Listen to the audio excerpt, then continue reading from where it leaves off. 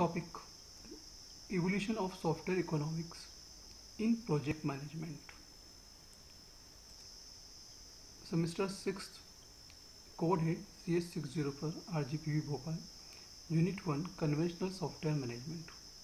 Content है software economics के 5 fundamental parameters and 3 generation software economics. अब 5 फंडामेंटल पैरामीटर्स में हम बात करेंगे साइज की, प्रोसेस की, इकोनॉमिक्स की. जो 4-5 पॉइंट है उनकी बात करेंगे. 3 जनरेशन सॉफ्टवेयर इकोनॉमिक्स में कन्वेंशनल की बात करेंगे, ट्रांजिशन की बात करेंगे और मॉडर्न प्रैक्टिसेस की यहाँ पे बात करेंगे. ठीक है.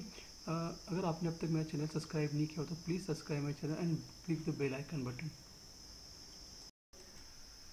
टुडे मतलब international museum day 2020, 18th May, created in 1977 and coordinated by International Council of Museum.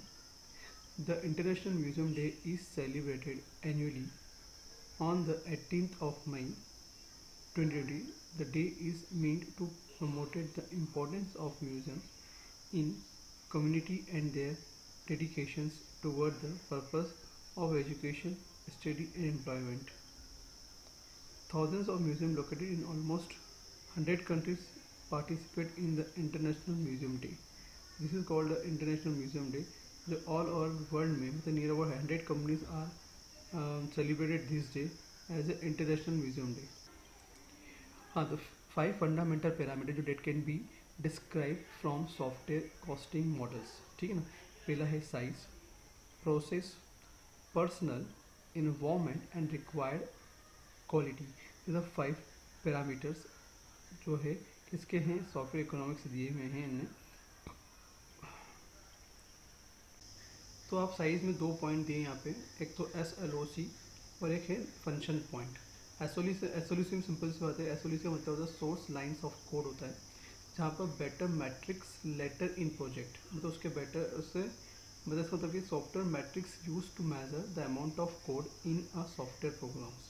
मतलब सिंपल सी बात है कि अगर आपने लाइन ऑफ कोड जितने लिखेंगे उसके हिसाब से क्या होगा, उसकी प्रोग्रामिंग होगी, उसके हिसाब से उसकी मेजरमेंट होगा साइज़ का, और उसी के हिसाब से उसकी कॉस्टिंग भी होती है. जितने लाइन ऑफ कंट्रोल कम होंगे उसके हिसाब से कॉस्टिंग भी इफेक्ट लाइन ऑफ कंट्रोल. जैसे फॉर एग्जांपल अभी नई नई टेक्निक्स आ गई है तो लाइन ऑफ जो होती है कोडिंग जो होती है वो क्या हो जाती है, कम हो जाती है. और पर व्यक्ति क्या करता है, उस टेक्निक के बेसिस पे भी क्या करता है, उसके जो पैसे इजीली गेन कर लेता है. समझना. एक है सेकंड है फंक्शन पॉइंट. अब फंक्शन पॉइंट में क्या होता है, better metrics earlier in project. ठीक है. तो objective and structure technique to measure software size. किसको मेजर करें, सॉफ्टवेयर की साइज को, by quantifying its functionality provided to the user and based on the requirement and logical design. किसके basis पे करेगा, वो requirement design and logical design के basis पे ही वो उसके जो मैट्रिक्स को फाइंड आउट कर लेगा, प्रोजेक्ट की मैट्रिक्स को फाइंड आउट कर लेगा. और break the system into smaller component, और ब्रेक कर देगा smaller component so they can be better understood and analyse. ठीक है. जैसे फॉर एग्जांपल कोई भी प्रोजेक्ट डिज़ाइन कर रहे हैं तो उसको छोटे छोटे मॉड्यूल में डिज़ाइन कर दिया, तो हम क्या करेंगे, उसको आसानी से क्या कर सकते हैं, एनालाइज कर सकते हैं और पता कर सकते हैं कि किसमें क्या प्रॉब्लम्स आ रही है या कौन सबसे स्मूथ वे में चल रहा है. ये इजीली फाइंड आउट किया जा सकता है. ठीक है ना. और जिससे हम पता कर सकते हैं, जैसे फॉर एग्जांपल डिज़ाइन एक अलग पार्ट है, इम्प्लीमेंटेशन एक अलग पार्ट होता है, तो किसमें कहाँ ज़्यादा रिक्वायरमेंट्स ज़्यादा लग रही है, मतलब किसमें कहाँ ज़्यादा टाइमिंग लग रहा है. हम यहाँ से टाइमिंग की बात कर रहे हैं तो ये हमको इजीली समझ में आ जाता है. ठीक है. नेक्स्ट है process. The method and techniques use to achieve goal its mean software project. अब जो मेथड और टेक्निक हमने यूज़ कर रहे हैं किसको, टू अचीव गोल, जो भी हमने प्रोडक्ट बना रहे हैं वो सही है या नहीं, सॉफ्टवेयर का जो प्रोडक्ट है वो सही है या नहीं, हमको यहाँ पे सब चीज़ स्पेसिफाई करनी पड़ेगी. जैसे फॉर एग्जांपल कई बार प्रोजेक्ट बनाते हैं लोग, पर टेक्निक्स और जो भी लगते हैं मेथड लगाते हैं वो कई बार ऐसी लगा देते हैं कि जिससे वो व्यक्ति खुद ही उलझ जाता है, कॉम्प्लेक्स बनता है, कॉम्प्लेक्सिटी इसकी खुद की उलझ जाती है, वो लंबा बन जाता है और कई बार तो बनता भी नहीं है ना. अब इसके लिए हमको कोई भी प्रोजेक्ट बनाने से पहले हमको ये सब चीज़ पहले इट इज़ रिक्वायरमेंट, ये एक प्रकार की रिक्वायरमेंट है जो हम पहले से एनालिसिस कर सकते हैं कि हम इस पॉइंट पे कौन सी मेथड लगाएंगे कि जिससे मुझे इजीली मेरा ये गोल फाइंड आउट हो जाए. तो ये आपको पहले से ही फाइंड करना है ये सब चीज़. Next personal, people factors. People का फैक्टर्स क्या क्या फैक्टर्स हो सकते हैं यहाँ पे? पीपल फैक्टर्स मतलब capability of the software engineer teams and particularly their experience with both of the computer science and issues and application domain issue for the project। अब यहाँ बात किसकी कर रहे हैं? पीपल फैक्टर्स की बात करें। पीपल जो यूज़ कर रहे हैं किसको प्रोजेक्ट बनाने के लिए, वो कितने एक्सपीरियंसड हैं, उनको नॉलेज है भी या नहीं इस प्रोजेक्ट को लेके, ठीक है, इस टाइप के प्रोजेक्ट को लेके। तो जैसे फॉर एग्जांपल बड़ी बड़ी इंडस्ट्री में क्या करते हैं कि जब भी हम एक टीम डिज़ाइन करते हैं तो उसके पहले हम उस जो भी टीम के अंदर मेंबर्स बनते हैं उनके एक छोटा सा इंटरव्यू लेते हैं, क्योंकि इससे हमको मालूम पड़ जाता है कि वो पर्टिकुलरली इस प्रोजेक्ट के बारे में नॉलेज रखते हैं। अगर मान लो वो प्रोजेक्ट के बारे में नॉलेज ही नहीं रखते हैं और उनको कोई किसी को भी दे देंगे तो क्या होगा, जिसको अवेयरनेस नहीं है प्रोजेक्ट के बारे में, अगर उसको दे देंगे बनाने को तो वो तो बना ही नहीं पाएगा, उल्टा हमारा बंटा ढाल कर देगा प्रोजेक्ट का, और हमारा टाइम भी बढ़ेगा, शेड्यूल भी बढ़ जाएगा, सब चीज़ बढ़ जाएगी और उनको पैसा भी नहीं मिलेगा, ठीक है ना। तो नेक्स्ट है environment, the tools, technique, automatic procedure, software, hardware use to support development effort. अब इन्वायरमेंट में सिंपल सा कौन सा टूल लगेगा, कौन सी टेक्निक लगेगी, कौन से प्रोसीजर लग रहे हैं, जैसे ऑटोमेटिक और सॉफ्टवेयर, हार्डवेयर जो use to support development effort, मतलब डेवलपमेंट के लिए कौन कौन से सपोर्टिंग टूल्स है या ये सब चीज़ हमको फाइंड आउट करने पड़ेंगे पहले से ही, जिससे एक इन्वायरमेंट ईजिली क्रिएट हो जाए। ऐसा नहीं कि बाद में हमको मालूम पड़ेगा ये चीज़ चाहिए, बाद में वो चाहिए, ऐसा नहीं। Find out all this thing before time starting the project. Requirement quality, the functionality provide performance, reliability, maintainability, portability, user interface, utility and usabilities, ठीक है। ये क्वालिटीज़ है, फंक्शनलिटी प्रोवाइड करता है परफॉर्मेंस के बारे में, रिलायबिलिटी के बारे में, मेंटेनेबिलिटी क्या क्या मेंटेनेबिलिटी हो सकती है, पोर्टेबिलिटी पोर्टेबल है या नहीं, यूज़र इंटरफेस कितना हो सकता है, यूटिलिटी है या नहीं, यूजेबिलिटी हो इसे यूज़ कर सकते हैं या नहीं, ये सब चीज़ हमको पहले से ही क्लियर होनी चाहिए, या हम क्लियर कर लेते हैं या पर्टिकुलरली बनाते हैं वो हम सब चीज़ को हमको क्लियर होती जाती है, ये सब चीज़ है या नहीं, क्लियर है। Parameter relationships, the relationship among their parameters in modeling the estimate effort can be expressed as function as follows, मतलब effort equal to size, process, personal, environment and quality। इन सब पांचों जो फैक्टर्स से इन सब का जब हम एक साथ अप्लाई करते हैं तब जाके हमारे एक एफर्ट्स लगता है। मतलब ये पांचों फैक्टर्स बहुत इंपॉर्टेंट है, बिना पांचों फैक्टर्स के हम किसी भी सॉफ्टवेयर को डिज़ाइन नहीं कर सकते हैं, ये इनके बीच में रिलेशनशिप होना बहुत ज़रूरी है, ये कहने का मतलब है। तो several parametric model have been developed to estimate software cost, all of them can be generally abstract into this one important aspect of software economics is that the relationship between effort size exhibits a diseconomy of scale. The diseconomy of scale of software development is a result of the process exponent being greater than 1.0. Contrary to most manufacturing process, the most software built, the more expensive it per unit items. एक बात ध्यान रखना कि जो भी है, अगर मान लो इनके बीच में प्रॉपर रिलेशनशिप नहीं हुई तो हमारी कॉस्टिंग भी बढ़ सकती है, और इनके बीच में रिलेशनशिप सही रही तो हमको कॉस्ट हमारी हमने जो कॉस्टिंग दी है वो तो है ही, पर उससे हमको कहीं अधिक गेनिंग भी हो सकती है, प्रॉफिट भी मिल सकता है हमको, ठीक है ना। तो ये ध्यान रखना पड़ेगा। यहाँ पर एक एग्जांपल दिया है कि 8 मंथ में मतलब staffing profile and activity mix. तो यहाँ पे कुछ ऐसा एक ग्राफ जैसा दिखाई दे रहा है आपको, जहाँ पे 8 मंथ में क्या हो रहा है, प्लान एंड रिक्वायरमेंट पहला पॉइंट है। तो हम क्या कर रहे हैं 8 मंथ तक क्या कर रहे हैं, प्लानिंग रिक्वायरमेंट ही कर रहे हैं, कोई भी बड़ा प्रोजेक्ट लिया उसके लिए, ठीक है ना। फिर नेक्स्ट 8 मंथ क्या करा, प्रोडक्ट को डिज़ाइन किया, तो वहाँ पे भैया 8 या 9 लिखे ना, तो यहाँ कितने पब्लिक की ज़रूरत पड़ी, 9 लोगों की ज़रूरत पड़ी है। फिर कितने 20 लोगों की ज़रूरत पड़ी डिज़ाइनिंग में। अब उसी तरह डिटेल डिज़ाइन में 56 की, और फिर कोड एंड यूनिट टेस्टिंग में भी 56 या 58 लोगों की ज़रूरत पड़ रही है, और फिर इंटीग्रेशन एंड टेस्टिंग में कम लोगों की ज़रूरत पड़ रही है। तो यहाँ हम बोल सकते हैं कि रिक्वायरमेंट एनालिसिस 36, मतलब स्टाफ जो होगा मंथ का होगा 36 and 4%, product design 108 12%, preparing 44% 398, testing planning 54 6%, verification and validation 14% 126, project office 63 7%, and coding and management and quality जो भी एश्योरेंस है वो 7%, एंड लास्ट है मैनुअली जो भी है वो है 6% है, वो 54। ये एक प्रकार से क्या है बताया गया है कि किस तरह का स्ट्रक्चर है, किसको कहाँ कहाँ कितने लोगों की ज़रूरत पड़ेगी प्रोजेक्ट को लेके। हर जगह हर प्रोजेक्ट में सभी टीम्स मेंबर की ज़रूरत नहीं होती है, तो डिपेंड करता है कहाँ कितने नगों की ज़रूरत पड़ी, ये आपको पहले से क्लियर होना चाहिए। तभी हम उस प्रोजेक्ट के हिसाब से हम क्या कर सकते हैं, डीलिंग कर सकते हैं सामने वालों को, और हम अपने प्रोजेक्ट की साइज़ के हिसाब से उसकी क्वालिटी भी मेंटेन कर सकते हैं, और सामने वाले को हम उसकी प्रोजेक्ट की कॉस्ट भी बता सकते हैं, कॉस्टिंग भी बता सकते हैं, और कितने टाइम में हमारा प्रोजेक्ट कंप्लीट होगा। तो ये सब चीज़ पार्ट का रिक्वायरमेंट गेजिंग का सबसे इंपॉर्टेंट पॉइंट है। 3 जनरेशन सॉफ्टवेयर इकोनॉमिक्स। अब जो 3 जनरेशन सॉफ्टवेयर इकोनॉमिक्स है उसमें 3 इंपॉर्टेंट पॉइंट है यहाँ पे, conventional, transition and modern practices. ठीक है ना, हम यहाँ तीनों के बारे में डिफरेंस करेंगे, मतलब डिफ्रेंशिएट करेंगे कि ये तीनों चीज़ है क्या।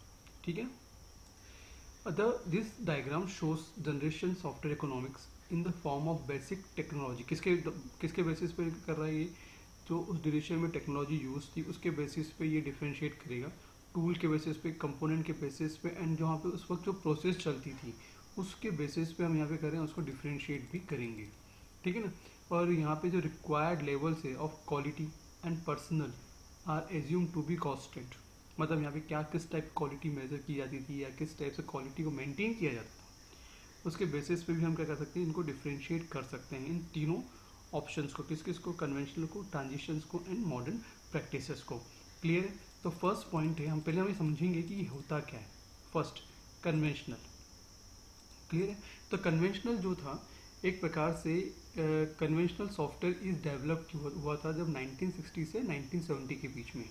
क्लियर है, और यह development treated as a craftsmanship के बोला जाता था। उसमें क्या बोलते थे, जैसे हम क्राफ्टमैनशिप बोलते थे।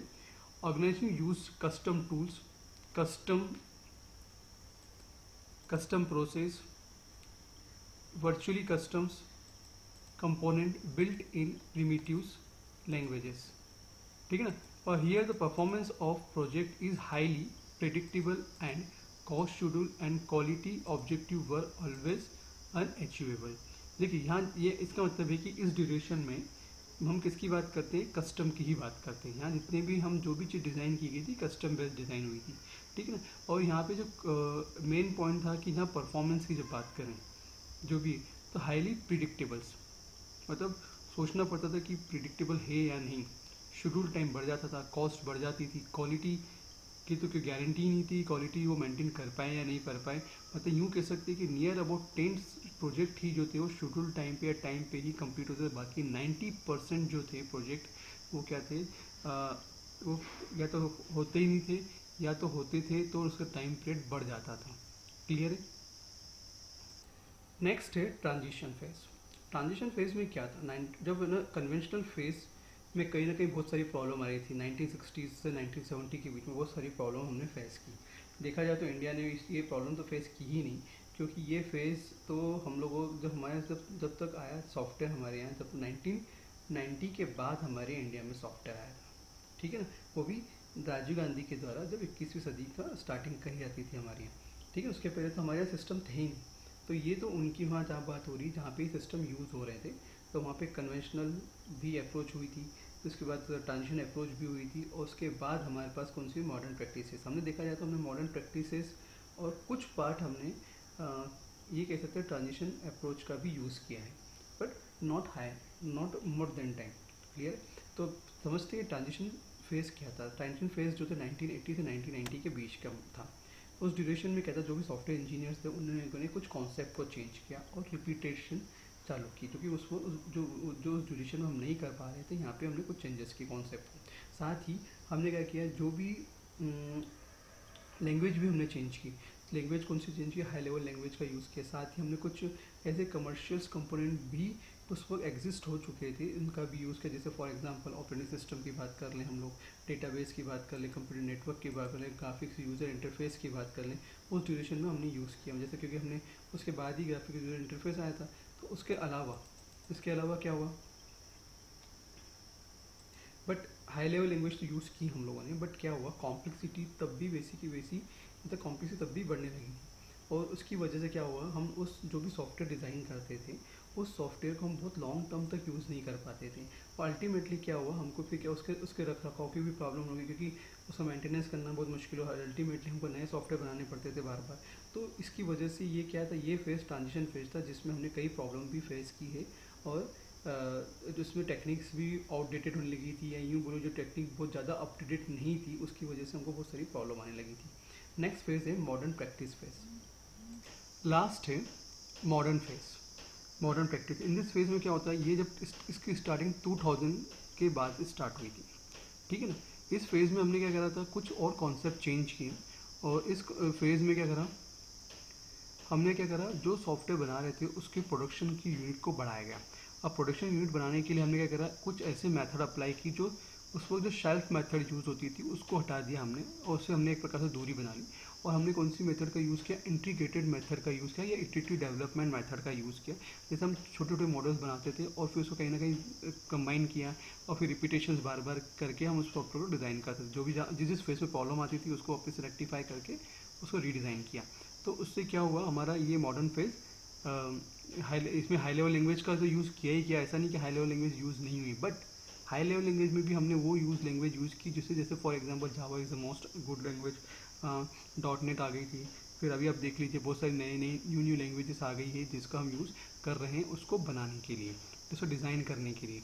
और जो उसमें कमियां आ रही थी प्रीवियस में, और जो करंट में जो कमियां आ रही थी वो भी क्या हो रही है, रेक्टिफाई हो रही है, और हम इजीली उसको डिज़ाइन कर रहे हैं। और इससे क्या हो रहा है, हमारा जो सॉफ्टवेयर है जो लॉन्ग टर्म तक यूज़ होता, जो लॉन्ग टर्म में बनता था, या कॉम्प्लेक्सिटी जो ज़्यादा बन होती थी, वो बहुत आसानी से सॉल्व हो रही है अब न्यू सॉफ्टवेयर की वजह से, या न्यू लैंग्वेजेस की वजह से, न्यू बोल सकते हैं, न्यू लैंग्वेज या न्यू टेक्निक्स की वजह से इजीली सॉल्व हो रही है, और हम उसे इजीली बना भी लेते हैं। जैसे फॉर एग्जांपल एंड्रॉइड की बात करते हैं, एंड्रॉइड जो भी ऐप डिज़ाइन करता है बहुत स्मॉल वे में डिज़ाइन कर देता है, या आप कोई भी वेबसाइट डिज़ाइनिंग करना चाहो तो वो भी बहुत आसानी से डिज़ाइन हो जाती है। तो बड़े बड़े सॉफ्टवेयर हो या बड़े बड़े आप जो डिज़ाइन करवाना चाहते हो वो ईजीली डिज़ाइन हो जाता है, कम समय में और कम पैसों में बहुत आसानी से डिज़ाइन हो जाता है, कम कॉस्टिंग में डिज़ाइन हो जाता है, ठीक है ना। तो आपको एक ऊपर एक टारगेट ऑब्जेक्टिव इंक्लूड ROI लिखना था, रिटर्न ऑफ इन्वेस्टमेंट की बात हो रही है यहाँ पे। यह एक कॉस्ट है और ये किसके बीच में, साइज़ के बीच में एक क्या हो रहा है, एक ग्राफ डिज़ाइन हुआ है। ये पहला जो फर्स्ट है कन्वेंशनल का है, दूसरा ट्रांजिशन का है, तीसरा मॉडर्न प्रैक्टिस का है। पहले हम कन्वेंशनल की बात करते हैं। तो कन्वेंशनल में आप ये देख रहे हैं कि जो ग्राफ है ना अप जा रहा है, ठीक है, मतलब इसकी कॉस्ट बढ़ती जा रही है, मतलब साइज़ भी बढ़ रही है और कॉस्ट भी बढ़ रही है, आप समझ रहे हैं। तो क्योंकि उस ड्यूरेशन में जो भी सॉफ्टवेयर डिज़ाइन किया जाता था, कस्टमर से रिक्वायरमेंट लेते थे वो लोग, सब जो भी करते थे, पर उसके उसको एक तो टाइम पे नहीं देते थे, एक शेड्यूल टाइम पे नहीं था, उसकी कोडिंग हाई हो जाती थी, कॉम्प्लेक्सिटी ज़्यादा बढ़ जाती थी। तो उसकी वजह से क्या हो रही है, उसकी कॉस्टिंग भी क्या हो रही है, हाई हो रही है, और साइज़ भी क्या हो जाती है उस प्रोजेक्ट की हाई थी, ठीक है, और वो बहुत लॉन्ग ड्यूरेशन तक नहीं चलते थे। सेकंड है ट्रांजिशन। ट्रांजिशन पेज में हम डेफिनेटली हमने हाई लेवल लैंग्वेज का यूज़ किया, मतलब ऑब्जेक्ट ओरिएंटेड लैंग्वेज का यूज़ किया है, पर उस ड्यूरेशन में भी क्या हुआ कि हम जैसा चाहें वैसा मतलब प्रोग्रामिंग करते तो थे, बट उसको ग्राफिकली डिज़ाइन करना, ये वो सब चीज़ को ना यूज़र इंटरफेस से डिज़ाइन करना, ये सब था, बट बहुत अच्छे से डिज़ाइन नहीं कर पाते थे। तब भी वहाँ डेफिनेटली आप देख रहे हो उसकी कॉस्टिंग तब भी बढ़ रही है उस ड्यूरेशन में, है ना। साइज़ भी थोड़ी सी बढ़ जाती थी क्योंकि उसकी लाइन ऑफ कोडिंग बढ़ती थी, तो उसकी साइज़ भी बढ़ती थी, तो उसकी कॉस्टिंग भी दिख रही है अब एज़ कम्पेयर टू कन्वेंशनल से कम है, बट ट्रांजिशन की भी कॉस्ट ज़्यादा थी। लास्ट है हम किसके मतलब मॉडर्न प्रैक्टिस की बात करें। मॉडर्न प्रैक्टिस में क्या था कि बहुत सारी चीज़ हमको फाइनल बेनिफिट, एक तो नई नई लैंग्वेजेस आ गई, एंड्रॉयड आ गई, और जावा थी, .NET आ गया था, सो मेनी लैंग्वेजेस थी। तो उस और कम समय में बहुत अच्छे अच्छे प्रोजेक्ट डिज़ाइन होने लगे, और उससे बेनिफिट भी होने लगा। जैसे सॉफ्टवेयर ROI की बात हुई यहाँ पे, तो रिटर्न ऑफ इन्वेस्टमेंट में जैसे हमने फॉर एग्जांपल कोई प्रोजेक्ट बनाया, तो वो प्रोजेक्ट हमें बहुत ही छोटे लेवल पे बना के हमने मार्केट में बेच दिया, पर सामने वाले को यूज़र को मालूम है ना कितना क्या लगा, कितने टाइम में बना, बट उसको तो मालूम है कि प्रोजेक्ट अच्छा बना, उसको तो ये मतलब है। बट वो जो प्रोजेक्ट की जो लाइन ऑफ कोडिंग थी बहुत ही कम थी, क्लियर है, और उसको हमने ज़्यादा पैसों में, ज़्यादा मनी में बेचा, ज़्यादा कॉस्टिंग में बेचा, मतलब इसमें गेनिंग भी, और एक को नहीं कईयों को बेच सकते थे, मतलब वापस से हम इस प्रोजेक्ट का रीयूज़ कर सकते थे, अलग अलग तरीके से कस्टमाइज़ करके रीयूज़ कर सकते थे, ठीक है। अब नेक्स्ट देखिए, अब वापस यहाँ पे बहुत जो हमने डिफरेंस वहाँ बताने की कोशिश की थी वो यहाँ पे नहीं होता है। देखिए 1980 से 1970 का है, तो ये 1980 से 1990 का है, और ये 2000 से ऑन तक है, मतलब अब तक चल ही आ रहा है मॉडर्न प्रैक्टिस। हम कौन सी युग में है, मॉडर्न प्रैक्टिस के युग में है। वाटरफॉल मॉडल उस ड्यूरेशन में यूज़ करते थे, बट ट्रांजिशन वाले फेज में प्रोसेस इंप्रूवमेंट वाला मॉडल ये है, मतलब ये वाला मॉडल नहीं यूज़ करते। प्रोसेस इंप्रूवमेंट मतलब शेल्फ मतलब जिसमें कहीं ना कहीं रिपीटेशंस मॉडल यूज़ होता है, उस चीज़ का यूज़ किया है। पर यहाँ पे इटरेशन मॉडल का यूज़ किया है, जहाँ पे हम क्या करते हैं, हर फेज़ पे अगर रिक्वायरमेंट कुछ प्रॉब्लम्स आई तो वापस हम रिपीट हो सकते हैं, या फिर डिज़ाइन वाले प्रॉब्लम पे आ रही तो वहाँ पे रिपीट होकर वापस उसकी प्रॉब्लम को सॉल्व करके वापस से दूसरे फेज़ में आ सकते हैं। मतलब कहीं ना कहीं रिपीटेशंस चलता जाता है, ठीक है ना। और मान लो कुछ प्रॉब्लम्स बन भी गया, प्रोडक्ट डिज़ाइन भी हो गया, तो उसका वर्जन 1, 2, 1, 3, 4 डिज़ाइन करके उसको मार्केट में लॉन्च किया जाता है, अपडेशन किया जाता है। एंड्रॉइड में तो आए दिन देखते हैं कहीं ना कहीं उसके वर्जन आते रहते हैं, ठीक है। से फंक्शनल डिज़ाइन की थी, उस डिवीजन में फंक्शन को डिज़ाइन किया जाता था, और साथ ही डिस इकोनॉमी ऑफ स्किल्स थी, ठीक है। यहाँ पे इनकैप्सुलेशन बेस्ड था ये, ठीक है। मतलब यहाँ पे ऑब्जेक्ट ओरिएंटेड कॉन्सेप्ट को यूज़ किया गया था, और डिस इकोनॉमी ऑफ स्किल यहाँ भी था भी। तो यहाँ देखो ये कहता इकोनॉमी ऑफ स्किल मतलब कि मतलब जो जितना चाहिए उतना नहीं मिल रहा था, क्लियर है। मतलब जैसा चाहिए प्रॉफिट की बात हो रही है यहाँ पे, तो वो जो प्रॉफिट थी, जो मार्जिन था, वो हमको नहीं मिल रहा था, वो उसकी बात हो रही है। फिर कंपोनेंट बेस्ड है, ये क्या कंपोनेंट बेस्ड प्रोजेक्ट था, हम यहाँ से वहाँ कंपोनेंट उठा सकते हैं और उसको डाल दें तो उतनी ही प्रोग्रामिंग करनी होती है।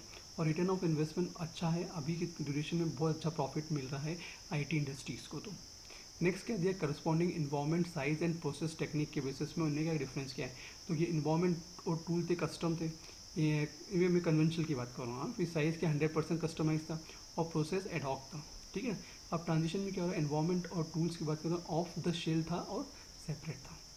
साइज़ क्या थी, 30% कंपोनेंट बेस्ड था और 70% कस्टम बेस्ड थी। प्रोसेस क्या थी, रिपीटेबल थी, ठीक है। इन्वायरमेंट और टूल्स में ऑन द शेल्फ और इंटीग्रेटेड थी, यहाँ इंटीग्रेटेड की बात हो रही है ना। साइज़ क्या थी, 70% कंपोनेंट बेस हो गई, 30% कस्टम बेस हो गई, और प्रोसेस क्या हो गया, मैनेज्ड होगी और मेजर्ड होगी, क्लियर है। Typical project performance, productive bad, या मतलब always over budget over scheduled, मतलब ये तो मतलब किसमें कन्वेंशनल में था, बाप रे। फिर अनप्रिडिक्टेबल मतलब इनफ्रिक्वेंटली, ऑन बजट ऑन शेड्यूल, मतलब ये था कि ऑन बजट ऑन शेड्यूल था, पर इनफ्रिक्वेंटली, ज़रूरी नहीं कि सही हो जाए हो नहीं जाए, ये भी अनप्रिडिक्टेबल था, समझ में। यहाँ तो प्रिडिक्टेबल है ही नहीं, यहाँ प्रिडिक्टेबल है कि जो भी ऑन बजट और ऑन शेड्यूल पे होगा ही होगा, जो प्रोजेक्ट है हम ले रहे हैं मार्केट से, तो वो हम कोशिश वही होती है कि पूरे टाइम कि जो भी मार्केट से कस्टमर से लेते हैं प्रोजेक्ट, वो ऑन बजट और ऑन शेड्यूल टाइम पे ही हम उसको दें। तो ऐसा कंक्लूजन ये है कि ट्रांजिशन और मॉडर्न की बात करें, मॉडर्न प्रैक्टिस की बात करें, तो यहाँ पर जो सॉफ्टवेयर जो होता है, सॉफ्टवेयर इकोनॉमिक्स की जब हम बात करते हैं, तो हर पल क्या हुआ है, यहाँ पे इम्प्रूवमेंट हुआ है, दोनों फेज़ में इम्प्रूवमेंट हुआ है। ट्रांजिशन फेज़ में इम्प्रूवमेंट हुआ है, बट कुछ लिमिट तक हुआ है, पर अभी कंडीशन में देखें तो बहुत ज़्यादा इम्प्रूवमेंट हो गया, और इतना ज़्यादा कि हम कोई भी प्रोजेक्ट बनाते हैं उसके लिए आए दिन नई लैंग्वेज आ जाती है, और उसको हम बहुत ईजी वे में डिज़ाइन करके सामने वालों को दे देते हैं, ठीक है। तो समय की गारंटी, ये नहीं कह सकते हैं कि हर चीज़ की गारंटी है, बट कोशिश रहती है कि गारंटी है। डेवलपर की जो इलास्टिसिटी है वो हमेशा मतलब चेंज होती रहती है, और वो हमेशा कोशिश करता है कि जो प्रीवियस जो होते हैं उससे जो भी प्रीवियस हिस्ट्री उससे क्या कंपेयर करके ही वो न्यू चीज़ों को डेवलप करता है, और उसके बेसिस पे ही वो क्या करता है, डिज़ाइन करता है प्रोजेक्ट को। तो ये थी differences between the conventional, transition and modern practices. It is clear. Thank you.